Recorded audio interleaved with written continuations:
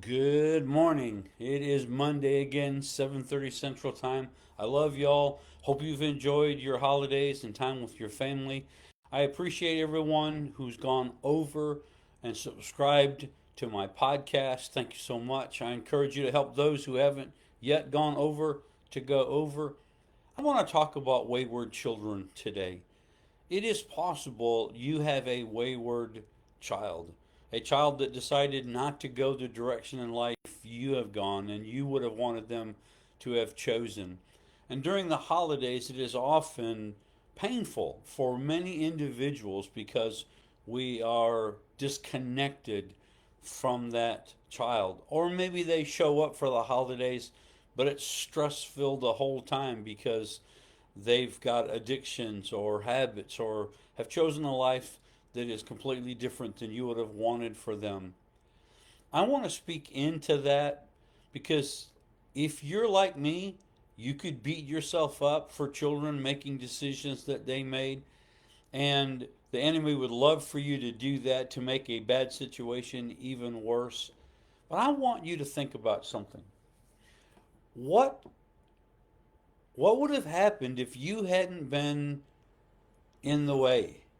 What if you hadn't been there to oppose their decisions? What if you hadn't tried to stop them from going the direction they're going? The odds are they would be far worse off if you hadn't been there as a reminder of truth, as a reminder not to go that way, as a disciplinary even to discipline them when they disobeyed and when they ran away and all these different things that happened. I am so thankful that the Lord has shown me that He treated His children perfectly well in love, and they still rebelled. Raising kids is difficult because God gave us a free will and He gave our children a free will. I want you to think about where your children had been if you hadn't tried to stop them from making the decisions they made even when they were young. How much farther along in their lost ways would they be?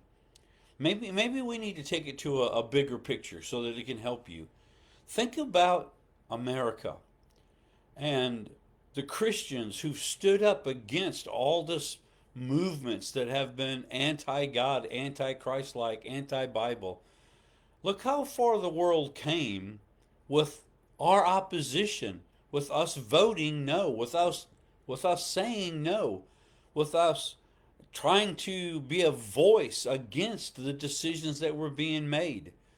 Where would America be? Look how far they went in just 10 years. Where would they have gone if they hadn't had any opposition? Just think about the decisions that were made when we voted against it, when we stood up against it, when we told our children and our children's children, no, this is not the way. Look how far America went down, degraded into sin without with us being opposed to it. Where would we be if Christians hadn't said no? Where would we be if Christians hadn't stood up this time and said no on given things that are being trying to be passed? I want to speak into you letting yourself off the hook a little bit. I'm not saying you and I didn't make mistakes. Every parent I know makes mistakes. I'm not saying there aren't some things we probably could have done better. But we did the best we could. And if you had a child, like I had a child, that decided they did not want to go the Christ way, they did not want to become a Christian, they did not want to go to church, they wanted to do their own thing, they wanted to join the gangs, they wanted to be the cool kid, all that stuff. And now he's in prison, paying for his mistakes, and yet he will tell you, I did everything but tie that kid to the bed to keep him from going that direction. He knows there was an opposition. He knows I tried to stop him from going that way. And whether he comes to the Lord or not, he's had his choice. He's had his opportunities. He can't say, I didn't try to help him see there was a different way, there was a better way. If he continues without putting Christ in his heart, he will go to a devil's hell. Not because I hate him, not because I'm, opposed to him as a person. I wanted best for him, as you wanted best for your children. But they have a free will.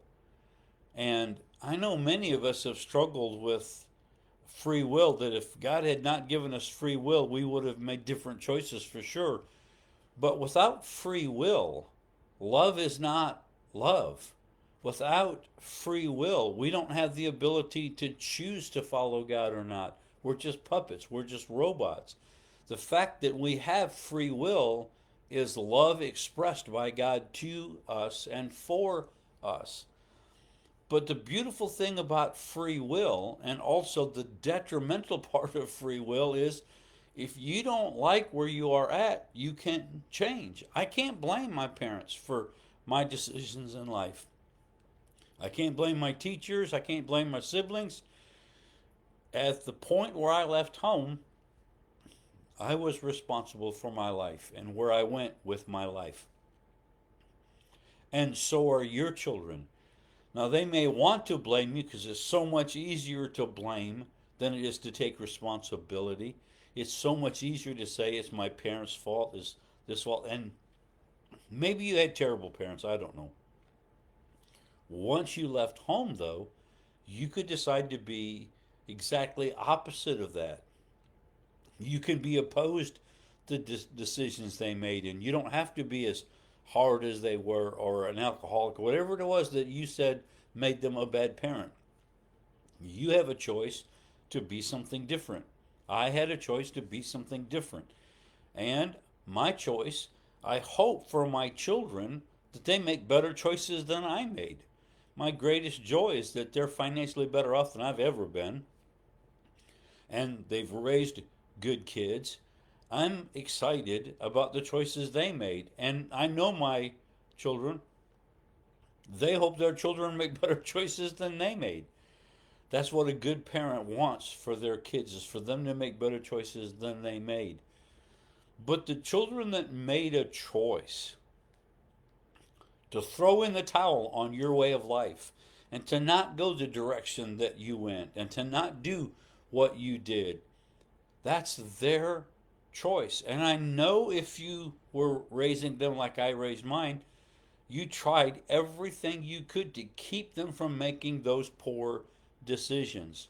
But they have a choice. They are our free will moral agent, and they can choose yes or no. They can choose to go to church or not go to church. They can choose to pray or not to pray. They have a choice just like you did. And so I would encourage you that in this time, continue to pray. You don't know what it's going to take for them to come to the Lord. And you and I, we may actually go to meet our Maker and them still not have made a decision for the Lord, but that doesn't mean they're not going to. It's interesting about God. He told Abraham, your children will be like the sands of the sea and the stars of the sky. And there's a lot of meaning to that. Children of the earth and children of the spirit, children of heaven. But it's also how many there were. And Abraham died not having seen that promise, but he believed it anyway. And so I encourage you to believe for your children till you close your eyes for the last time. You believe for them to come back. You believe for them to make better choices. You continue to encourage. You can't make them do anything now, but you can encourage them with your life that they could see in you peace when they don't have peace, joy when they don't have joy, fulfillment when they don't have fulfillment.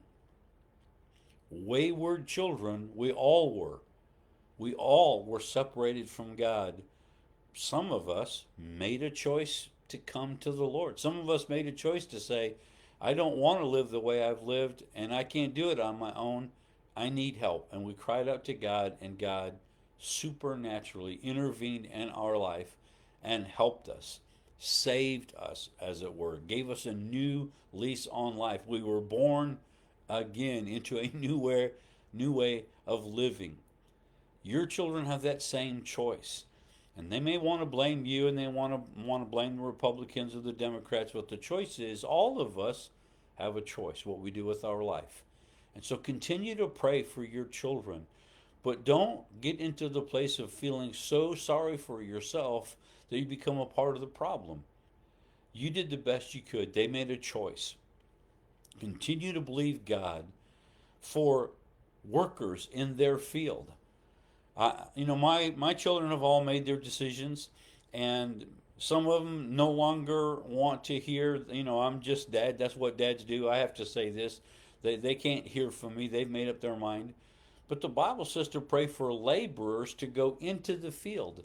So I go into other parents' field and speak to their children. And God uses me to get them born again, to lead them out of a difficult choice into a better choice.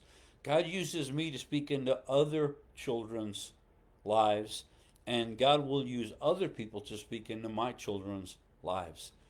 So you have a wayward son, God has wayward children, and he loved perfectly. So there is a possibility that you did all you could do right, and they still might have made that choice. But like God's children, they have a choice, and they have to choose that, and you can't make them choose a way. If I could make people choose the right way, I would start today and I would never stop. But you can't make people choose. All you can do is live a life before them that they would see something in you that they would want. So I encourage you, pray, believe God, do the holidays the best you can, encourage your children as best you can, but don't try to make them do anything. You've had that opportunity. They have since left home. You don't get to tell them what to do anymore.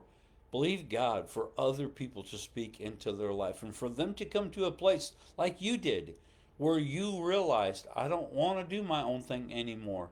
You and I all came to that place. I just wish I had come to it sooner. But I made that choice long after people started telling me about the Lord. I finally came to the place of saying yes to Jesus.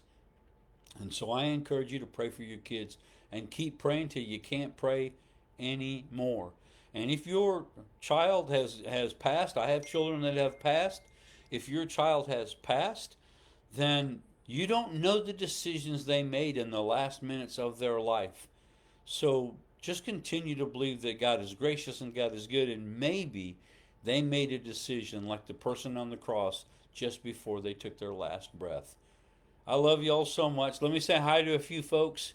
Pam, love you. Thank you for listening. Shelly, it's good to hear from you. Hadn't heard from you in a while. Hope you're still singing. Jimmy, Jeter, Gary, love you guys so much. Jack, Shirley, Jim, Stuart, y'all have a great, great week. Enjoy the week. Look forward to seeing you next Monday.